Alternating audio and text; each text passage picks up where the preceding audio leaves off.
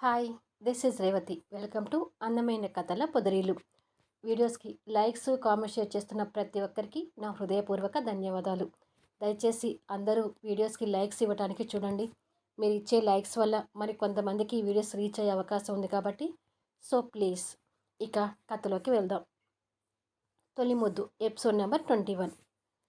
దీక్ష తన తలను కాస్త విదిలించుకొని రాత్రి యష్తో తను అలా మాట్లాడడం, యష్ పెదవుల మీద ముద్దు పెట్టడం గుర్తు తెచ్చుకొని ఒక్కసారిగా భయంతో షాక్ అవుతుంటుంది. ఆ భయంతోనే యష్ కనిపిస్తాడేమోనని చుట్టూ చూస్తుంటుంది. కానీ ఆ రూమ్లో తను ఒక్కతే ఉందని అర్థమవుతుంది. జరిగిందంతా గుర్తు తెచ్చుకొని అసలు నేను ఈ రూమ్లోకి, ఈ బెడ్ మీదకి ఎలా వచ్చాను అని అనుకొని కన్నీళ్ళు పెట్టుకుంటూ, నేను యష్కి అలా ముద్దు పెట్టడం ఏంటి, ఎందుకు ఏదోలా ప్రవర్తించాను, అసలు రాత్రి నాకు ఏమైంది అని అనుకొని ఐస్ క్రీమ్ తిన్న తర్వాత తను అలా ప్రవర్తించడం గుర్తు తెచ్చుకొని ఒంటి మీద ఉన్న శారీ, నెక్లెస్ ఒకసారి చూసుకొని భోజనాల దగ్గర తనకు ఇష్టమైన డిషెస్ ఉండటం కూడా గుర్తు తెచ్చుకుంటూ ఇదంతా ఎవరో కావాలని చేసినట్టుగా ఉంది, ఎవరో కాదు మావయ్య గారు, ఖచ్చితంగా మావయ్య గారే నా మీద ఉన్న అభిమానంతో యష్ని నన్ను కలపాలనే ప్రయత్నంతో చేసి ఉంటారు అని కన్నీళ్ళు పెట్టుకుంటూ, అయ్యో మావయ్య గారు, ఎందుకు ఇలా చేశారు, మమ్మల్ని కలపాలనే ప్రయత్నంలో నన్ను మరొకసారి యష్ దగ్గర దిగదార్చే విధంగా చేశారు, మళ్ళీ జీవితంలో యష్కి నా మొహం చూపించుకునే విధంగా నన్ను దిగజార్చారు. మీరు నా మీద ఉన్న అభిమానంతో నాకు ఏదో మేలు చేయాలని చూస్తున్నారు, కానీ అది నాకు కీడుగానే మిగిలిపోతుంది. యష్ మనసులో నేను స్థానం సంపాదించుకోలేని తెలిసి కూడా ఇంకా ఎందుకు ఇలాంటి ప్రయత్నాలు చేస్తున్నారు అంటూ ఏడుస్తుంటుంది. కొన్ని క్షణాలకు కన్నీళ్ళు తుడుచుకొని బెడ్ మీద నుంచి దిగగానే ఎదురుగా ఉన్న టీపాయ్ మీద తన చెవి జుంకా కనిపిస్తుంటుంది. అక్కడికి వెళ్ళి దాన్ని చేతిలోకి తీసుకొని రెస్టారెంట్లో అది మిస్ చేసుకోవడం గుర్తు తెచ్చుకుంటుంది. ఎవరైనా ఉన్నారేమో అని చుట్టూ వెతుకుతూ బయటికి వస్తుంది, కానీ తనకి ఎవరూ కనిపించరు. ఇక వెళ్ళిపోవడానికి బయలుదేరి గేటు దగ్గరికి వచ్చేసరికి అక్కడ సెక్యూరిటీ ఉండటం చూసి, యశోద సార్ ఎప్పుడు వెళ్ళిపోయారు అని అడుగుతుంది. అతను కాస్త కంగారు పడుతూ, రాత్రే వెళ్ళిపోయారు మేడం అని అంటాడు. ఇక్కడ సార్ తప్ప ఇంకా ఎవరైనా ఉన్నారా అని అడుగుతుంది ప్రతాప్ గారిని ఉద్దేశించి. యశోద సార్ ఉంటే వెళ్ళిపోయారు, పనివాళ్ళు తప్ప ఇంకెవరు లేరు మేడం అంటాడు. అవునా అని సరే అని చెప్పి గేటు దాటి బయటకు వచ్చేసరికి తన కోసం డ్రైవర్ వెయిట్ చేస్తూ కార్ రెడీగా ఉంటుంది. డ్రైవర్ ఎదురొచ్చి, మేడం రండి, మీకోసమే ఎదురు చూస్తున్నాను, మిమ్మల్ని డ్రాప్ చేస్తాను పదండి అని అంటాడు. వద్దు, నేను ఆటోలో వెళ్తాను అంటుంది దీక్ష. కారు ఉండి ఆటో ఎందుకు మేడం అంటాడు డ్రైవర్. పర్వాలేదులే, నేను ఆటోలో వెళ్తాను అని చెప్పి అప్పుడే అటుగా వస్తున్న ఆటో నాపి ఎక్కుతుంది. డ్రైవర్ చూస్తుండగానే ఆటో వెళ్ళిపోతుంది. డ్రైవర్ ఫోన్ తీసి కాల్ చేస్తుంటాడు. లోపలే ఆ నీడగా వాళ్ళని గమనించిన ప్రతాప్ గారు వస్తున్న కన్నీళ్ళు తుడుచుకొని ఫోన్ లిఫ్ట్ చేస్తాడు. కారులో డ్రాప్ చేస్తానంటే వినకుండా మేడం ఆటోలో వెళ్ళిపోయారు సార్ అని చెప్తాడు డ్రైవర్. సరేలే అని చెప్పి ప్రతాప్ గారు ఫోన్ పెట్టేసి కన్నీళ్ళు పెట్టుకుంటూనే గతంలోకి వెళ్తాడు. అప్పటికి యష్ శృతికి దూరమై సంవత్సరం అవుతుంటుంది. ఒకరోజు నైట్ 11 అవుతుండగా డోర్ నాక్ చేయడం వినిపించి పద్దు, లల్లితో కలిసి కూర్చొని యష్ కోసం ఎదురు చూస్తున్న ప్రతాప్ గారు వెళ్ళి డోర్ తీస్తారు. ఫుల్గా తాగి మత్తులో తులుతున్న యష్ని విక్రమ్ పట్టుకొని కనిపిస్తుంటాడు. అంకుల్, యష్ బాగా తాగి రోడ్డు మీద పడి ఉండటం చూసి తీసుకొస్తున్నాను. యష్ ఎందుకు అంకుల్ రోజు రోజుకి ఇలా తయారవుతున్నాడు అని బాధగా అడుగుతాడు విక్రమ్.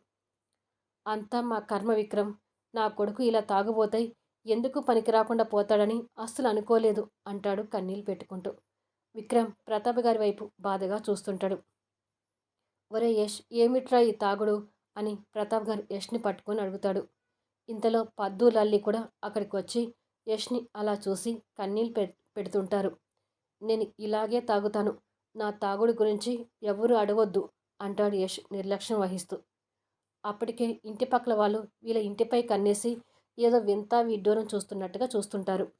పద్దుకి అది చిన్నతనంగా అనిపించి, అందరూ మన ఇంటి వైపే చూస్తున్నారు, పరువు పోతుంది, ముందు వాడిని ఇంట్లోకి తీసుకురండి అని చెప్తుంది. ప్రతాప్ గారు మత్తులో తూలిపోతున్న యష్ని పట్టుకొని, సరే విక్రమ్ అని అంటాడు. రేపు నేను ఒకసారి యష్తో మాట్లాడతానులే అంకుల్ అని చెప్పి విక్రమ్ వెళ్ళిపోతాడు. సంవత్సరం నుంచి యష్తో ఇబ్బంది పడుతున్న ప్రతాప్ గారికి ఎవరెన్ని మాట్లాడినా యష్ మారడని అప్పటికే అర్థమై ముగ్గురు కలిసి యష్ని లోపలికి తీసుకెళ్తారు. ప్రతాప్ గారు కోపంతో బకెట్ నీళ్ళు తీసుకొచ్చి యష్ మీద పోస్తాడు. ఆ నీళ్లతో తాగిన మత్తు వదిలిన యష్ ప్రతాప్ గారి వైపు కోపంగా చూస్తూ, ఏంటి నాన్న మీరు చేసింది అని అడుగుతాడు. నువ్వు చేస్తుంది ఏమిట్రా? చచ్చిపోయిన ఆ శృతి కోసం ఈ తాగుడికి అలవాటు పడి బతికున్న మమ్మల్ని చంపుతున్నావు కదరా అని అడుగుతాడు ప్రతాప్ గారు కోపంగా చూస్తూ. శృతి చనిపోయిందంటే ఊరుకోను. నా శృతి బతికే ఉందని నా మనసు నాకు చెప్తుంది. నా శృతి కోసం వస్తుంది. నేను తిరిగి శృతిని చూసే వరకు మనిషిని కాలేను. దయచేసి నన్ను ఇలా బతకనివ్వండి అని అంటాడు కన్నీళ్ళు పెట్టుకుంటూ. పద్దు కూడా కన్నీళ్ళు పెట్టుకుంటూ, ఒరే యష్, ఏమిటా నీకు ఆ అమ్మాయి మీద అంత పిచ్చి? నువ్వు ఇలా తయారు కావడం వల్ల మన ఇంటి పరువు పోతుంది యష్. ఎక్కడికి వెళ్ళినా, ఏ ఫంక్షన్కి వెళ్ళినా మీ అబ్బాయి తాగుబోతయ్యాడంట కదా అని మొహం పట్టుకుని అడుగుతున్నారు. వాళ్ళకి నేనేం సమాధానం చెప్పనురా అని అడుగుతుంది. నా వల్ల మీకు అంత కష్టంగా ఉండి పరువు పోతున్నట్టుగా ఉంటే నేను ఇంటి నుంచి బయటకు వెళ్ళిపోతాను. అలా అయినా నా చావు నన్ను చావనివ్వండి అంటాడు కోపంగా చూస్తూ. యష్ మాటలకి ప్రతాప్ గారు ఇంకా కోపం తెచ్చుకుంటూ, అంతేకాని నువ్వు మాత్రం ఈ తాగుడు మానవు అంటావు అంతేనా అని అడుగుతాడు ఆవేశపడుతూ. నా శృతి కనిపిస్తే తాగుడు మాన్తాను నాన్న. మళ్ళీ ఎప్పట్లా ఉంటాను. అయినా నేను తాగేది మీ డబ్బులతో కాదుగా నాన్న.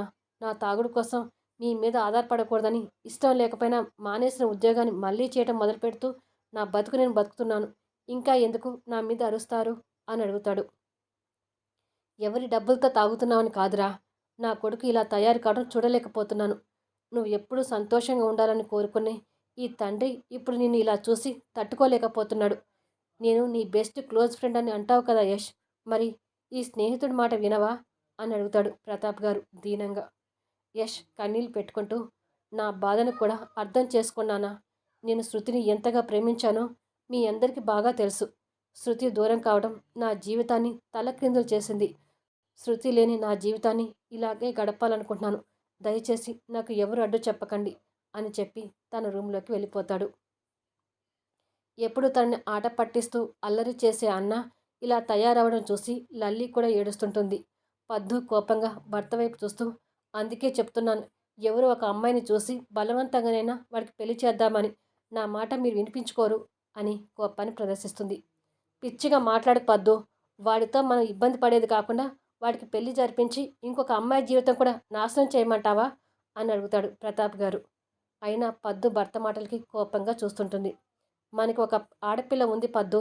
యష్ లాంటి వ్యక్తితో మన అమ్మాయి పెళ్లి జరిపించాలంటే మనం ఇష్టపడతామా చెప్పు అని అడుగుతాడు. పద్దు దగ్గర సమాధానం లేక మౌనంగా కన్నీళ్ళు పెడుతుంటుంది. మన కొడుకు జీవితం బాగుపడటం కోసం ఇంకొక అమ్మాయి జీవితం నాశనం చేయాలనుకోవడం తప్పు. అయినా శృతిని మర్చిపోలేని యష్ ఇంకొక పెళ్లి చేసుకుంటాడని ఎలా ఆలోచిస్తున్నావు? ఇంకొకసారి యష్ పెళ్లి గురించి మాట్లాడకు అని సీరియస్గా చెప్పి వెళ్ళిపోతాడు. మరుసటి రోజు ఉదయం దీక్ష అప్పుడే నిద్ర లేచి కూర్చుంటుంది. అప్పుడే రామూర్తి గారు దీక్ష ముందల రోహిత్ ఫోటో తీసుకొచ్చి పెడతాడు. దీక్ష ఆ ఫోటోని ఆశ్చర్యంగా చూస్తుంటుంది. ఆ ఫోటోలో ఉన్నది వ్యాపారవేత్త అయిన గిరిధర్ గారి కొడుకు రోహిత్. విదేశాల్లో బిజినెస్ పెట్టుకొని బాగా సెటిల్ అయ్యాడు. నీ ఫోటో వాళ్ళకి పంపించాము. అబ్బాయి నీ ఫోటోని ఇష్టపడ్డాడంట. కాసేపట్లో పెళ్లి చూపులకి వస్తామని కబురు చేశారు అని సీరియస్గా చెప్తాడు. నా చదువు మానేసిన దగ్గర నుంచి మీరు సంబంధాలు చూస్తూనే ఉన్నారు. ఒక్క సంబంధం కూడా కుదరడం లేదంటే మీరు ఇంకా ఎందుకు అర్థం చేసుకోవడం లేదు నాన్న అని అడుగుతుంది దీక్ష. వచ్చిన అన్ని సంబంధాల్ని నీ చేతులారా నువ్వే చెడగొట్టుకుంటున్నావని మాకు తెలుసు. ఇకనైనా ఆ యష్ని మర్చిపోయి ఈ రోహిత్ని పెళ్లి చేసుకుంటే మంచిది అని చెప్పి వెళ్తాడు. దీక్ష ఆ ఫోటో వైపు చూస్తూ మనసులో యష్ని పెట్టుకొని పెళ్లి పేరుతో ఇంకొకరిని మోసం చేయలేను నాన్న అని అనుకుంటుంది. పద్దు వంట చేసుకుంటూ, ఇక ఈయన గారితో పెట్టుకుంటే లాభం లేదు. నా కొడుక్కి ఎలాగైనా నచ్చచెప్పి పెళ్ళికి ఒప్పించాలి అని అనుకొని స్టవ్ ఆఫ్ చేసి యష్ రూమ్లోకి వస్తుంది. యష్ తన రూమ్లో ఆఫీస్కి రెడీ అవుతుంటే పద్దు లోపలికి వచ్చి, నీతో మాట్లాడాలి యష్ అని అంటుంది. యష్ తల్లివైపు చూడకుండానే డ్రెస్సింగ్ టేబుల్ ముందు నిలబడి తలదువ్వుకుంటూ, నా తాగుడు గురించి నా ప్రవర్తన గురించి అయితే మాట్లాడే అనవసరం అమ్మా అని చెప్తాడు నిర్లక్ష్యంగా. నేను మాట్లాడబోయేది నీ పెళ్లి విషయం అంటుంది పద్దు. ఆ మాటలకి యష్ తల దువ్వుకుంటున్న వాడల్లా ఆగిపోయి తల్లి వైపు అర్థం కానట్టుగా చూస్తుంటాడు. మరి యష్ పెళ్లి దీక్షతో ఎలా జరిగింది అనేది రాబోయే ఎపిసోడ్లో చూద్దాం. దయచేసి ఛానల్ నుంచి వెళ్ళిపోయే ముందు లైక్ చేయండి, కామెంట్ షేర్ చేయండి, సబ్స్క్రైబ్ చేసుకొని బెల్ ఐకాన్ ప్రెస్ చేసి ఛానల్ షేర్ చేస్తూ సపోర్ట్ చేయండి ప్లీజ్.